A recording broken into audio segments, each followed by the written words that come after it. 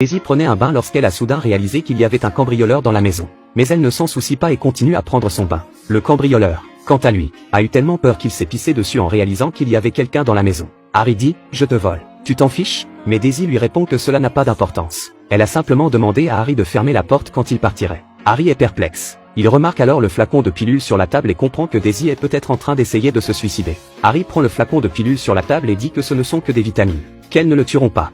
Daisy prend le flacon et s'aperçoit qu'elle a pris les mauvaises pilules. Pas étonnant qu'elle ne soit pas morte. Elle a donc ouvert l'armoire à pharmacie et a cherché à nouveau. Mais il y avait encore un panneau sur la porte qui disait « Vivez le moment présent ». Harry l'aide à choisir le bon médicament. Daisy le prit, l'avala et retourna dans la baignoire pour attendre. Harry a fermé la porte pour elle et a déménagé sans cérémonie tout ce qu'il pouvait de sa maison.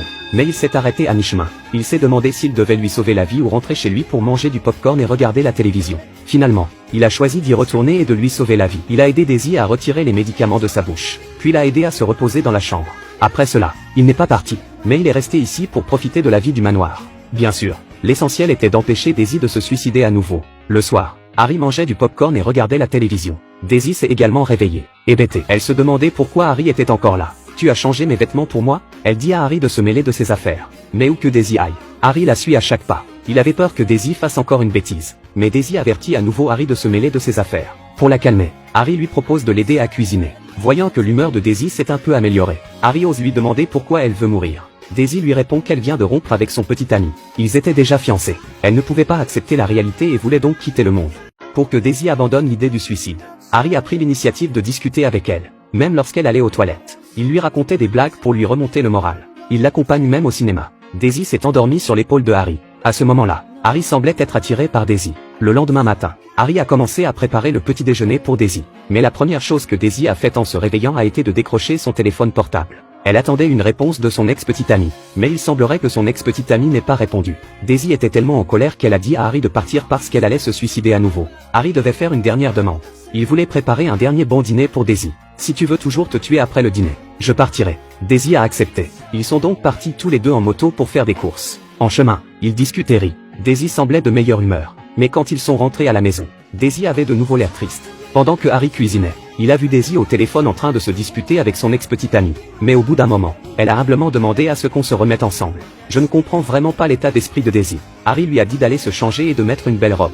Comme ça, quand elle se tuera, ce sera plus digne. Daisy a semblé penser que c'était logique. Elle est donc retournée dans sa chambre, a choisi sa robe préférée, s'est coiffée et s'est maquillée. De son côté, Harry a également sorti le costume volé dans la voiture et l'a enfilé. Tous deux se regardèrent différemment et furent stupéfaits. Ils ont dîné ensemble à la lueur des bougies. Daisy dit qu'elle n'a jamais été heureuse auparavant. Harry l'a immédiatement invitée à danser avec lui. Il a même joué avec elle et s'est moqué d'elle. Ils s'amusent beaucoup. Le plaisir est de courte durée. Chaque fois qu'elle pensait à son ex-petite amie, elle devenait très déprimée. I think you're making a mistake. I think you could be happy. Well, I don't think you fucking know me at all.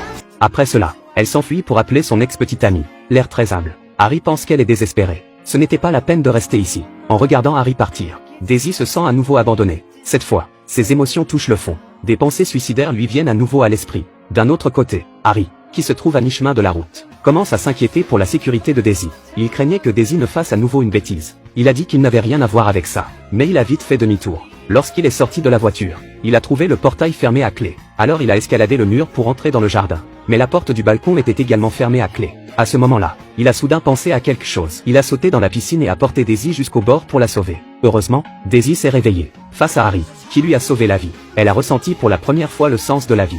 Harry lui apporte du café chaud, alors qu'il s'apprête à partir. Daisy l'appelle soudain. Cette fois, Harry choisit de rester avec elle. Daisy s'allongea tranquillement dans ses bras. À ce moment-là, elle se sentait la personne la plus heureuse du monde.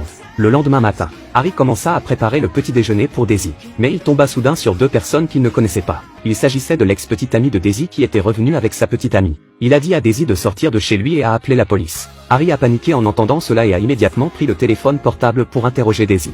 Daisy, you don't live here? I used to. L'ex-petite amie a dit qu'elle était une psychopathe et a dit à Harry de la quitter, parce qu'elle est malade mentale et dangereuse. Mais Harry reste du côté de Daisy et encourage cette dernière à le laisser exprimer ses sentiments. Cette fois, elle n'est pas humble. Elle est en colère contre l'ordure qui se trouve devant elle. Daisy est de bien meilleure humeur après cela. Harry l'a ensuite ramenée chez lui. Il est choqué lorsqu'il ouvre la porte. Il n'avait pas réalisé qu'après avoir été un voleur pendant si longtemps, sa maison avait été volée par quelqu'un d'autre. Mais il a gagné l'amour le plus précieux. Tout en vaut la peine. Le film se termine ici.